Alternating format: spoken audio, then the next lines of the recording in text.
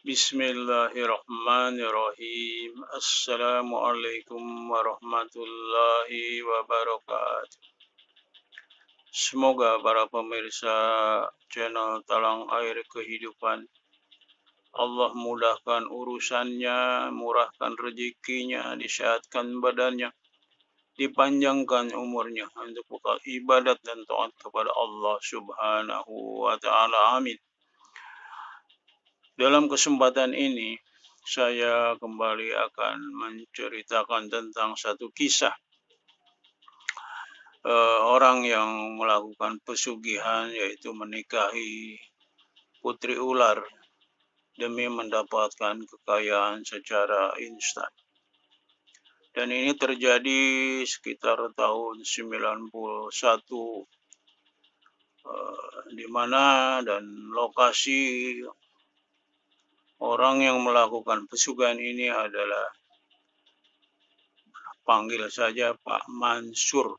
Sekarang sudah menjadi Haji Mansur, yaitu di daerah Subang. Ya, kampungnya kami tidak akan saya berikan secara jelas, karena kalau kampungnya saya kasih tahu, beliau memang terkaya di kampung itu, akan menjadikan kurang baik, karena akan jadi bahan cibiran ataupun sinis dari orang-orang terhadap beliau. Dan ini saya jaga privasinya beliau dan keluarganya. Kejadian begini, berawal Pak Haji Mansur ini dulu adalah seorang sopir truk yang mata pencaharian itu dilakukan karena keadaan terpaksa. Sangat terpaksa sekali. Beliau tidak memiliki latar belakang pendidikan yang cukup untuk bisa memiliki pekerjaan yang layak yang mendapatkan penghasilan besar. Jadi dengan satu istri dan 5 orang anak yang membutuhkan biaya, terutama anak-anaknya yang besar untuk biaya sekolah di SMP, SMA maupun di SD, itu membuat Pak Mansur ini pusing kepalanya. Sehingga satu saat Pak Mansur ini bertanya kepada kawan-kawannya sesama sopir, itu di mana kira-kira bisa untuk mendapatkan pesugihan yang lain yang bisa memberikan kekayaan dengan secara cepat dan instan. Beliau sudah bulat tekadnya untuk melakukan hal seperti ini. Dan kemudian ada satu kawannya memberitakan tahu bahwa ada tempat pesugihan, yaitu nikah dengan putri ular, yang kalau di daerah Jawa Barat disebutnya ngipri. Nikah dengan putri ular itulah ngipri. Jadi diberitahu, yaitu lokasinya antara patung nanas di pertigaan jalan di Subang dengan Lembang, Bandung. Itu lokasinya di sebelah kiri. Sebelah kiri itu ada perkebunan teh yang sangat luas, dan ada di pertengahan perkebunan teh itu ada satu tanah darat yang di situ ditumbuhi pohon beringin besar sekali dan beberapa pohon-pohon lain yang rimbun. Dan di situ hanya ada satu gubuk milik juru kunci, yaitu Kuncen, yang bernama Pak Kosasi, orang dari Purwakarta. Itu gubuknya itu tidak diisi setiap hari oleh Pak Kuncen, Pak Haji Kosasi. Hanya sewaktu-waktu aja apabila ada orang yang mau melakukan pesugihan, yaitu nikah dengan putri ular. Dan Pak Mansur ini menemui Pak Kosasi di Purwakarta, rumah tempat tinggalnya Pak Prasasti di Purwakarta. Kemudian menceritakan tentang kesulitan hidupnya, kesusahannya, dan lain sebagainya, sampai beliau nekat untuk melakukan pesugihan, menikahi putri ular. Pak Kunce bilang, bagaimana kamu sudah bulat atau belum tekadnya? Yang pangan sampai setengah hati, ini akan mencelakakan. Dan ditanya wetonnya Pak Mansur ini, ya beliau kebetulan hari Rabu, hari lahirnya hari Rabu. Oh bisa katanya, karena kalau orang yang lahir hari Jumat tidak bisa melakukan ini, jadi lain weton boleh. Maka dibuatlah di rumah Pak Juru Kunci itu ritual yang sifatnya ritual awal, di kamar khusus untuk melakukan ritual itu. Pak Juru Kunci menyiapkan 5 selendang, yaitu selendang warna merah, kemudian kuning, biru, hijau, putih, dan hitam. Dari 5 warna selendang yang ada, Pak Mansur ini dimintakan untuk memilih salah satunya. Selendang mana yang dia sukai. Dan ternyata Pak Mansur ini mengambil salah satu selendang warna hijau. Warna hijau yang dia sukai. Itu kemudian si selendang ini dibelitkan di lehernya. Dan menurut Pak Juru Kunci, selendang ini gambaran tentang warna putri ular yang dipilih, yang disukai, yaitu ada ular berwarna hitam, berwarna kuning, berwarna merah, berwarna putih, berwarna hijau. Dan nanti kalaupun terjadi pernikahan, nanti akan datang ada ular yang berwarna hijau, kulit sisik-sisiknya itu berwarna hijau. Seperti itulah penjelasan dari Bapak Juru Kunci kepada Pak Mansur ini. Setelah melakukan ritual di rumah Pak Juru Kunci, maka pada siang hari sekitar jam 12 itu langsung berangkat ke lokasi tempat pesugihannya, yaitu di daerah antara Patung Nenas di pertigaan jalan antara Subang dan Lembang, Bandung. Itu lokasinya berada di sebelah kiri kalau dari perapatan Patung Nanas ke arah Lembang, Bandung. Dan kalau dari Bandung menuju Subang itu ada sebelah kanan. Kemudian berangkatlah dan sampai di tempat lokasi sekitar jam 2 lah. Jam 2 siang. Kemudian mempersiapkan di situ karena memang ada tempat gubuknya. Di situ dipersiapkan segala keperluan yang berkaitan dengan pesugihan mengundang Ratu Ular. Di bawah pohon beringin itu ada semacam kolam air ya. Ya, luasnya antara 3 kali 5 meter lah. 15 meter persegi. Kalau orang Jawa bilang sendang lah. Di situ juga ada ikan mas yang kecil-kecil banyak sekali. Dan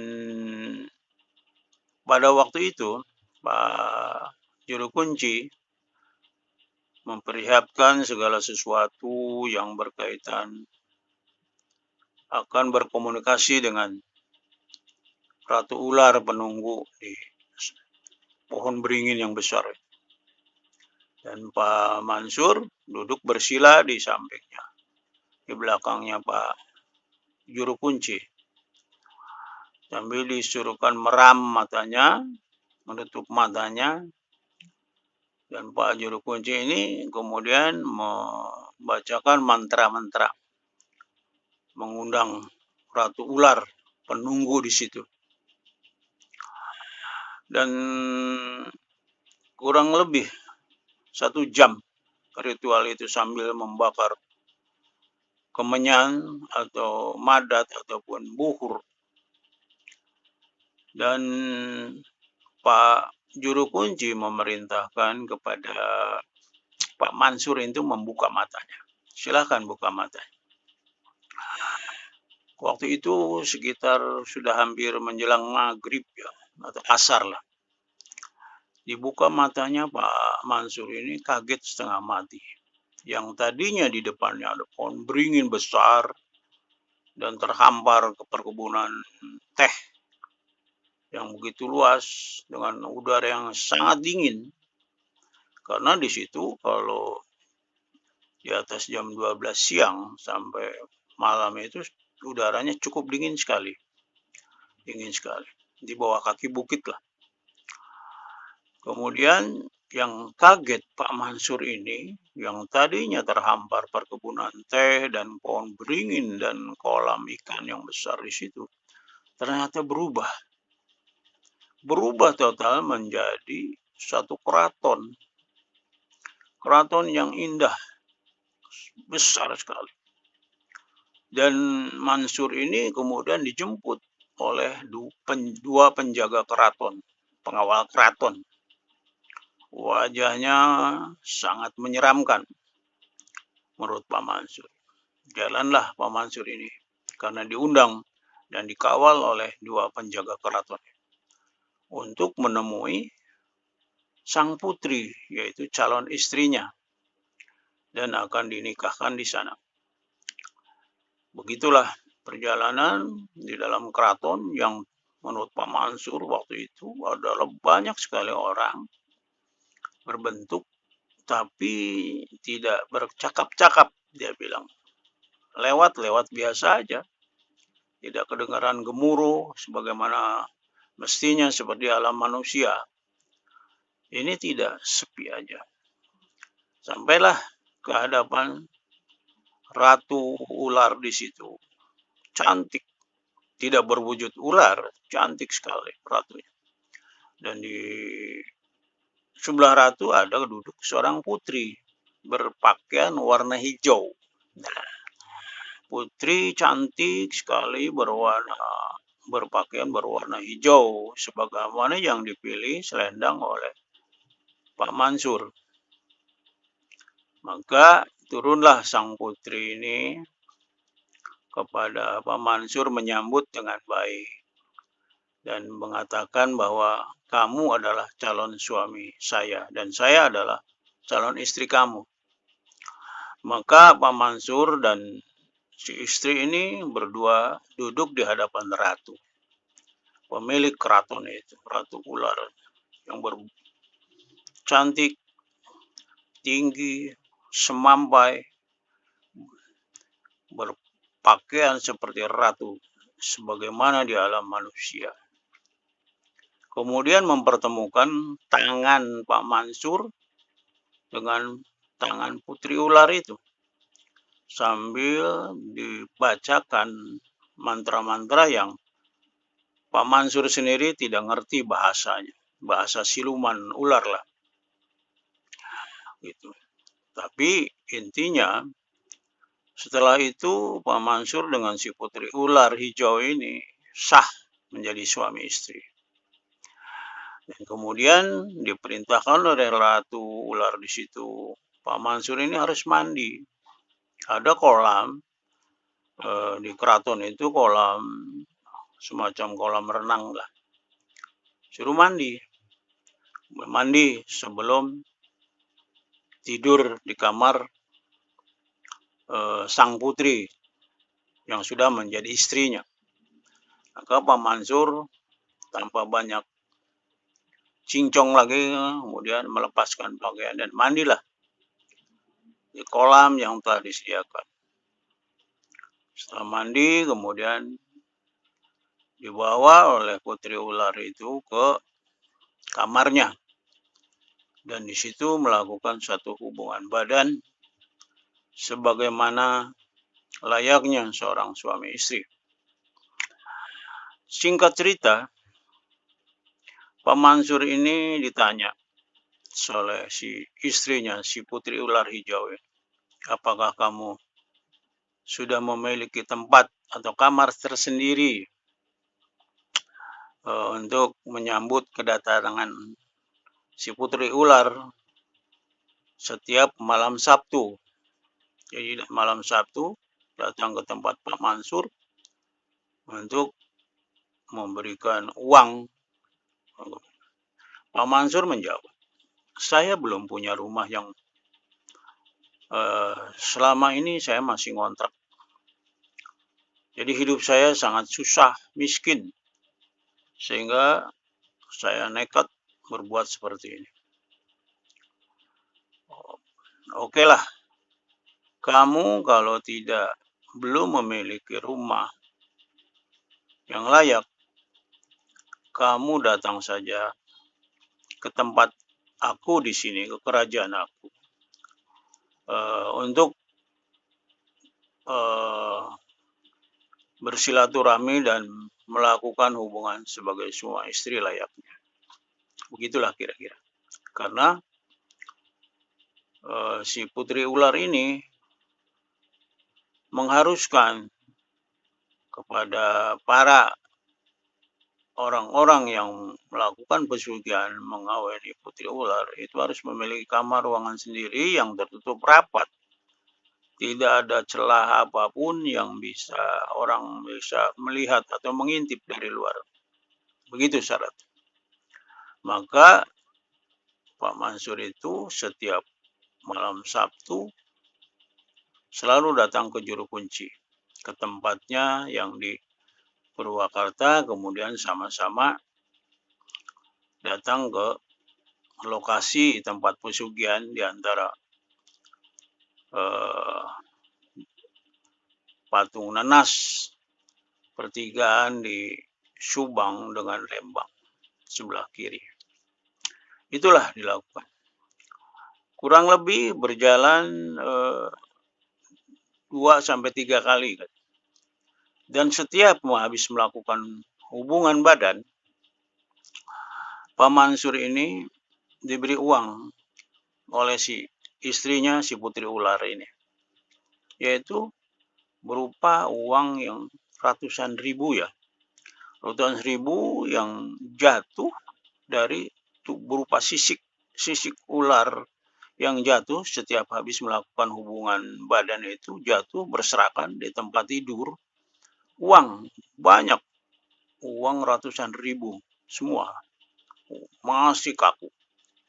Uang-uangnya uang baru dikumpulkan, kemudian Pak Mansur masukkan ke dalam tasnya dan kembali ke rumahnya. Sehingga dalam waktu singkat, 1 bulan lah setelah pernikahan itu, atau 3 minggu, 3 minggu itu beliau sudah bisa membeli rumah di Subang ini, sudah bisa membeli rumah dan membuatkan satu kamar khusus untuk kedatangan menyambut sang putri ular kekasihnya atau istrinya ini.